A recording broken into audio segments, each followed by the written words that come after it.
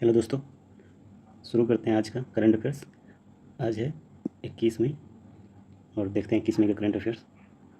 देखिए, पीडीएफ के लिए टेलीग्राम चैनल ज्वाइन कर लें और यूट्यूब चैनल को भी सब्सक्राइब करें, ठीक है, और अपने दोस्तों में भी शेयर करें। पहला क्वेश्चन है कि भारतीय प्रशासनिक सेवा आईएएस के किस बैच के अधिकारियों ने हाल ही में राष्ट्रपति से मुलाकात की है? तो 2024 बैच के जितने भी आईएएस हैं हो गए थे राष्ट्रपति से मिलने। आधिकारिक सूचना के अनुसार भारतीय प्रशासनिक सेवा के 2024 बैच के अधिकारियों ने राष्ट्रपति सचिवालय में राष्ट्रपति से मुलाकात की है, ठीक है। देखिए, 2024 बैच के जितने भी आईएएस थे उस बैच के जो प्रोबेशन पीरियड में थे, जो प्रशिक्षु थे, प्रोबेशन का होता है प्रशिक्षु, तो जो भी प्रशिक्षु यानी कि प्रोबेशनर्स अधिकारी थे उन्होंने राष्ट्रपति सचिवालय, जो कि कहाँ पे, राष्ट्रपति भवन नई दिल्ली, वहाँ पे जाकर मुलाकात की, ठीक है। यह जो था कि औपचारिक एक मुलाकात था जो आमतौर पर प्रशिक्षु अधिकारियों को के प्रशिक्षण कार्यक्रम का हिस्सा होता है, ठीक है। वो प्रशिक्षण कार्यक्रम का एक हिस्सा था जिसमें राष्ट्रपति से मुलाकात होना था और इसमें राष्ट्रपति ने जो संदेश दिया था इन अधिकारियों को, वो था कि युवा अधिकारियों को जनसेवा के प्रति समर्पित रहने और देश के विकास में अपना योगदान देने के लिए वो प्रोत्साहित किए हैं, ठीक है। आइए अगला क्वेश्चन देखते हैं कि प्रधानमंत्री नरेंद्र मोदी ने हाल ही में किस देश की प्रधानमंत्री सुश्री जॉर्जिया मेलोनी के साथ संयुक्त प्रेस वक्तव्य दिया है? तो ये जो है जॉर्जिया मेलोनी इटली की है। देखिए, भारत ने इटली की प्रधानमंत्री जॉर्जिया मेलोनी के साथ मुलाकात की और भारत इटली संयुक्त घोषणा के दौरान एक प्रेस स्टेटमेंट भी जारी किया। सबसे पहले बता दें कि ये जो जॉर्जिया मेलोनी है इटली की प्रधानमंत्री, यहाँ तो लिखा हुआ है, ठीक है। यह जो जॉर्जिया मेलोनी जो प्रधानमंत्री नरेंद्र मोदी से संयुक्त प्रेस जो वक्तव्य दिया है, ये कहाँ पे हुआ है? तो ये हुआ है इटली के रोम में, ठीक है। यह जो वार्ता हुई है ये हुई है रोम में, ठीक है। इसमें पीएम मेलोनी जो है वह जो हिंदी में एक वर्ड बोली है, एक सेंटेंस, परिश्रम ही सफलता की कुंजी है।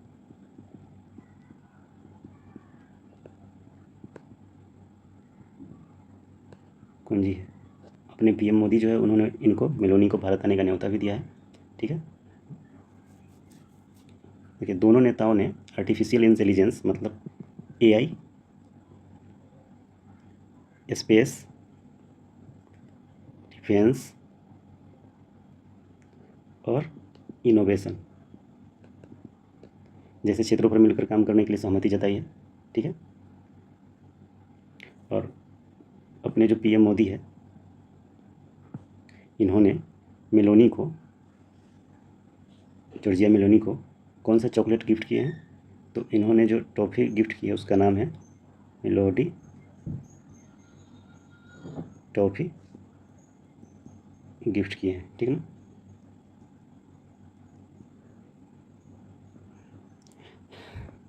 ठीक है, आगे देखते हैं। अगला क्वेश्चन है कि अप्रैल 2026 के लिए 8 प्रमुख उद्योगों के सूचकांक का आधार वर्ष क्या है? तो उसका है 11 से 12। देखिए, अप्रैल 2026 के औद्योगिक आंकड़ों के अनुसार 8 प्रमुख उद्योगों के सूचकांक की गणना के लिए आधार वर्ष जो है 2011 से 12 बराबर 100 रखा गया है, ठीक है। देखिए, ये 2011-12 जो है किसी भी इंडेक्स या सूचकांक में, जो किसी भी इंडेक्स या सूचकांक में जो आधार वर्ष चुना जाता है जिसे 100 माना जाता है, ठीक है। जो भी आधार वर्ष होगा उसको 100 माना जाता है, ठीक है। इसके बाद जो आने वाले वर्षों में आंकड़ों की तुलना होगी इसी वर्ष से की जाती है ताकि विकास या गिरावट का सटीक जानकारी मिले, ठीक है। देखिए, यह जो है अभी 11-12 होने से पहले, इससे पहले जो आधार वर्ष था, पहले आधार वर्ष जो था वो था 2004 से 5 था, जिसको बदलकर अब कितना कर दिया गया है? अब कर दिया गया है 11 से 12, ठीक है। और इसलिए किया गया था क्योंकि औद्योगिक उत्पादन सूचकांक जो होता है ना, कि नए आधार वर्ष के साथ मेल खा सके। औद्योगिक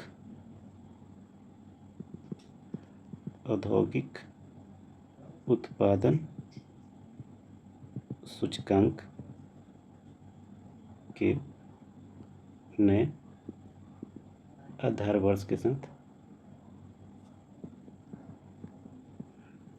मेल खा सके, इसके लिए इसको 2004 से बदलकर अब 2011-12 कर दिया गया है, ठीक है।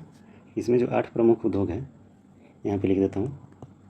उसमें है कोल, यानी कि कोयला, दूसरा है क्रूड ऑयल यानी कि कच्चा तेल, क्रूड ऑयल जिसे कच्चा तेल बोलते हैं, तीसरा है नेचुरल गैस यानी कि प्राकृतिक गैस, नेचुरल गैस, चौथा है रिफाइनरी प्रोडक्ट, रिफाइनरी प्रोडक्ट,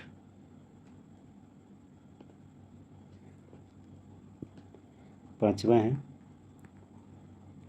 उर्वरक यानी कि फर्टिलाइजर्स, ठीक है, छठा है स्टील, सातवां है सीमेंट, और आठवां जो है वो है इलेक्ट्रिसिटी। ठीक है, देखिए यह जो टोटल 8 जो कुल औद्योगिक ये जो 8 उद्योग है भारत के, कुल औद्योगिक उत्पादन सूचकांक के कुल वजन का लगभग 40.2% भाग है। ठीक है, ये जो है टोटल 8, ये लगभग भारत के कुल औद्योगिक उत्पादन सूचकांक का कुल वेटेज जो है ना उसका 40% ही है, कवर करता है। ठीक है, इसीलिए इन्हें अर्थव्यवस्था की सेहत का मुख्य संकेत माना जाता है। ठीक है, आगे देखते हैं अगला क्वेश्चन कि विश्व माप विज्ञान दिवस 2026 के अवसर पर किसने नीति निर्माण के सटीक माप की भूमिका पर प्रकाश डाला है? तो यह श्री प्रहलाद जोशी ने। ठीक है, विश्व माप विज्ञान दिवस 2026 के दौरान श्री प्रहलाद जोशी ने विश्वास बढ़ाने के लिए सटीक माप के महत्व पर चर्चा की। देखिए, कल मैंने वो दिवस का बताया था, तो उसमें मैंने बताया भी था कि 20 मई को कौन सा दिवस मनाया जाता है, तो था वर्ल्ड मेट्रोलॉजी, जिसे विश्व माप विज्ञान दिवस भी बोलते हैं। ठीक है, यह 1875 में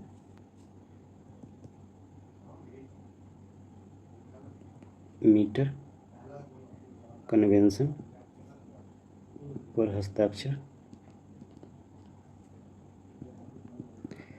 किए जाने के याद में मनाया जाता है। ठीक है, ये जो मीटर कन्वेंशन है वैज्ञानिकों के लिए वैश्विक सहयोग का आधार बना था। ठीक है, तो यह जो था, इसके दौरान केंद्रीय मंत्री प्रहलाद जोशी ने विश्वास बढ़ाने के लिए सटीक माप के महत्व पर चर्चा की है। देखिए, ये जो प्रहलाद जोशी ये आते हैं हुबली के कर्नाटक के हुबली से, सॉरी, और बीजेपी से है ये। ठीक है, इनका निर्वाचन क्षेत्र जो है धारवाड़ कर्नाटक है, लिख देता हूँ।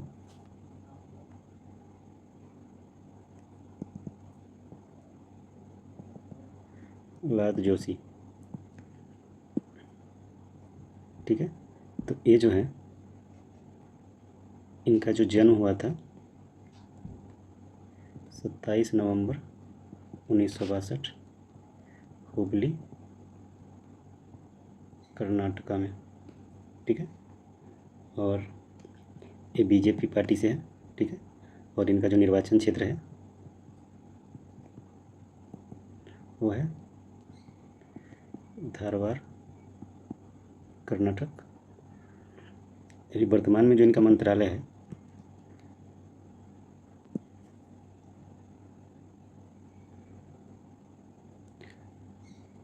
उपभोक्ता मामले, खाद्य और सार्वजनिक वितरण मंत्रालय। ठीक है, आइए अगला क्वेश्चन देखते हैं कि बहुपक्षीय अभ्यास प्रगति 2026 का शुभारंभ कहाँ किया गया? ये किया गया है उमरोई के, मेघालय के उमरोई में। ठीक है, सैन्य सहयोग बढ़ाने के उद्देश्य से बहुपक्षीय अभ्यास प्रगति 2026 की शुरुआत मेघालय के उमरोई से हुई है। देखिए, अगला क्वेश्चन है कि हाल ही में कौन सा भारतीय जहाज अपनी ऐतिहासिक यात्रा के बाद कोच्चि वापस लौटा है? ये है INS सुकन्या नहीं, INS सुनैना है। ठीक है, जो कि IOS सागर, रक्षा मंत्रालय के अनुसार INS सुनैना की ऐतिहासिक समुद्री यात्रा पूरी करने के बाद कोच्चि बंदरगाह पर वापस आ गया है। इसके बारे में अभी कंटिन्यू बता ही रहे हैं आप लोगों को। देखिए, यह जो INS सुनैना जो है रक्षा मंत्रालय की तरफ से भारतीय नौसेना का जहाज INS सुनैना अपनी ऐतिहासिक समुद्री यात्रा IOPS सागर को पूरा करने के बाद केरल के कोच्चि बंदरगाह पर सुरक्षित वापस आ गया है। मिशन का जो मेन उद्देश्य था यह मिशन समुद्री सुरक्षा, गश्त और क्षेत्र में मित्र देशों के साथ सहयोग बढ़ाने के उद्देश्य से किया गया था। ठीक है, जहाज़ का जो नाम है वो INS सुनैना है, वो वापसी हुआ है कोची बंदरगाह पर। और बाद बाकी इसके बारे में तो आप पहले ही पढ़ चुके हैं। ठीक है, देखिए प्रधानमंत्री मोदी और इटली के प्रधानमंत्री ने किन विषयों पर संयुक्त वक्तव्य और घोषणा जारी किया। तो देखिए भारत इटली द्विपक्षीय संबंध, प्रधानमंत्री मोदी ने इटली के प्रधानमंत्री सुश्री जॉर्जिया मेलोनी के साथ मुलाकात की, जिसके बाद दोनों देशों के बीच सहयोग बढ़ावा देने संयुक्त प्रेस स्टेटमेंट और भारत इटली संयुक्त घोषणा जारी की गई है। आगे देखते हैं कि प्रधानमंत्री मोदी ने हाल ही में किस देश के प्रधानमंत्री के साथ भारत स्वीडन संबंधों पर एक संयुक्त लेख लिखा है। तो ये तो स्वीडन का ही होगा। स्वीडन प्रधानमंत्री उल्फ क्रिस्टर्सन के साथ द्विपक्षीय संबंधों को गहरा करने और वैश्विक मुद्दों पर साझा दृष्टिकोण रखने के उद्देश्य से PM मोदी और स्वीडन के PM उल्फ क्रिस्टर्सन ने मिलकर एक लेख साझा किया है। देखिए प्रधानमंत्री ने मानवीय आचरण के मार्गदर्शन के लिए किस भाषा में सुभाषितम साझा किया है। ये कल भी था, संस्कृत भाषा में। प्रधानमंत्री अक्सर सांस्कृतिक और नैतिक मूल्यों को बढ़ावा देने के लिए संस्कृत के श्लोकों या सुभाषितों का उपयोग करते हैं। हालांकि हाल ही में उन्होंने सुव्यवस्थित मानकों के साथ मानवीय आचरण को दर्शाने वाला एक संस्कृत सुभाषित साझा किया। अप्रैल 2026 के लिए 8 प्रमुख उद्योगों का सूचकांक इंडेक्स ऑफ 8 कोर इंडस्ट्रीज का आधार वर्ष क्या है। तो यह 2011 से 12 अभी बताएं, और इसको 100 माना जाता है। ठीक है, भारतीय एशियाई उत्पादकता संगठन के शासी निकाय के कौन से सत्र की मेजबानी नई दिल्ली में करेगा। तो होगा 68वां सत्र। ठीक है, उपभोक्ता कार्य एवं खाद्य सार्वजनिक वित्त मंत्रालय की तरफ से क्वेश्चन है, अभी पढ़ें कि विश्व माप विज्ञान दिवस के अवसर पर किसने नीति निर्माण में सटीक माप की भूमिका पर प्रकाश डाला है। तो श्री प्रहलाद जोशी के ने। देखिए माप विज्ञान दिवस के दौरान केंद्रीय मंत्री ने इस पर जोर दिया कि सटीक वैज्ञानिक माप नीतिगत निर्णयों में विश्वास और पारदर्शिता बनाए रखने के लिए आवश्यक है। देखिए अप्रैल 2026 के लिए 8 प्रमुख उद्योगों के सूचकांक का आधार वर्ष क्या है, 11 से 12। ठीक, 2 बार टाइप हो गया है दोनों क्वेश्चन। देखिए एक क्वेश्चन को अब थोड़ा सा उल्टा करके है कि APO के शासी निकाय 68वें सत्र की मेजबानी कौन सा देश और शहर करेगा। तो नई दिल्ली, भारत करेगा।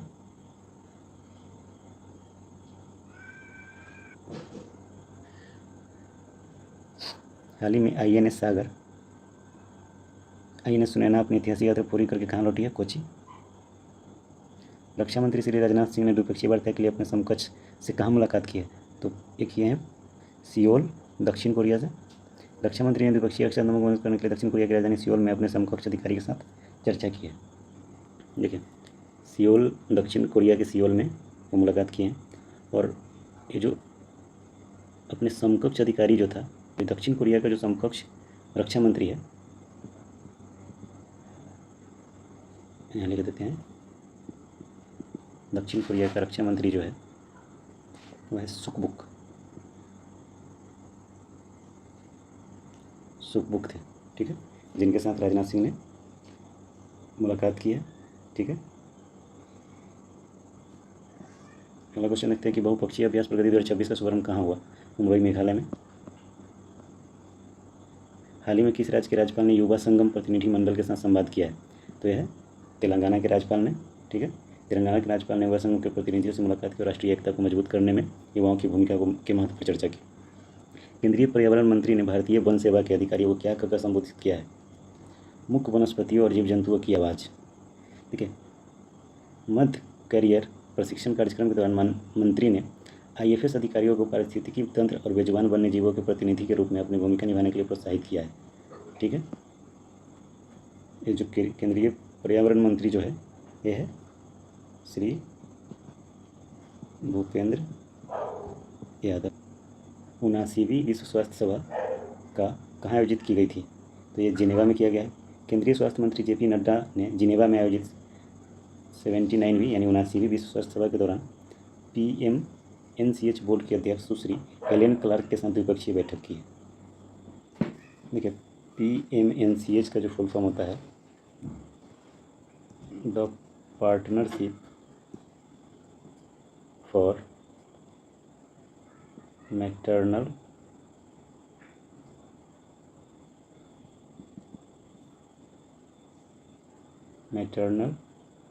Newborn and child health. ठीक है, अगला क्वेश्चन देखते हैं कि हाल ही में खबरों में रहा सौर कोरोना यानी कि सोलर कोरोना क्या है। यह सूर्य का बाहरी वायुमंडल है ठीक है, जिसको सौर कोरोना बोलते हैं। एक नए अध्ययन ने सूर्य के बाहरी वायुमंडल सौर कोरोना के अत्यधिक गर्म होने के रहस्य को सुलझाने की दिशा में प्रगति हासिल की है। केंद्रीय मंत्री HD कुमारस्वामी ने हाल ही में किस क्षेत्र में तेजी लाने के लिए परामर्श बैठक की अध्यक्षता की है? तो यह है ई बस और ई ट्रक अपनाना। देश भर में इलेक्ट्रिक वाहनों, खासकर भारी वाहनों के उपयोग को बढ़ावा देने और प्रदूषण कम करने के उद्देश्य से यह उच्च स्तरीय बैठक आयोजित की गई थी। ठीक है, देखिए NCVT ने साक्ष्य आधारित कौशल विकास के लिए किसकी स्थापना की घोषणा की है? तो एक ये है अनुसंधान प्रभाग की। ठीक है, NCVT ने अपनी प्रणालियों को और अधिक डेटा संचालित और प्रभावी बनाने के लिए एक विशेष अनुसंधान विभाग, अनुसंधान सलाहकार समिति की शुरुआत की। NCVT का जो फुल फॉर्म है यहाँ लिख देता हूँ, यहाँ लिख देते हैं, national council for vocational education and training. 22 number question है कि डॉक्टर श्री जितेंद्र सिंह के अनुसार भाषा का विकास किन हितों से जुड़ने पर तेजी से होता है? ये होता है रोजगार और व्यावसायिक हित से जुड़ने पर। देखिए, जब किसी भाषा को रोजगार के अवसर और व्यावसायिक लाभ से जोड़ा जाता है तो लोग उसे सीखने और अपनाने के लिए अधिक प्रेरित होते हैं, जिससे उस भाषा का विकास तेजी से होता है।